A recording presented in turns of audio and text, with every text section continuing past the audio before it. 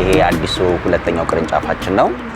እንደነገርኩሽ በቦሌ በቪአይፒ መስመር ላይ የተገነባው ትልቁ 2500 ካሬ ላይ ያረፈው በጣም ትልቅ ነው። ብዙ መኪኖችን ከ50 ያላነሰ መኪኖችን የሚይዘው ትልቁ አዲሱ ዲስፕሌያችን ሾሩማችን ነው። አብሮት ደግሞ በጣም ኢንትረስቲንግ የሆነው ነገር ትልቅ ራሱን የቻለ ትልቅ የመኪና ሰርቪስ እና ሜንቴናንስ ቲም ያዘለ ትልቅ ጋራጅም አብሮት አካቷል።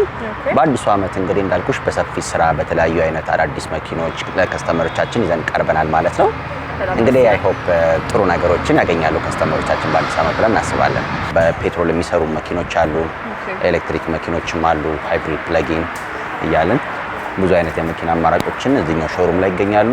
ያልተለመዱ ኢትዮጵያ ውስጥም ለመጀመሪያ ጊዜ የገቡ ብዙ አይነት የመኪና አማራጮች አሉ። እነዛ ሁሉ አንድ ላይ በዚህኛው ሾሩማችን ላይ ዲስፕሌይ ተደርገው ይገኛሉ ማለት ነው። ይሄ አፍተር ሴልስ ሰርቪስ የሚሰራበት ቦታችን ነው። ምንድነው አፍተር ሴልስ ማለት?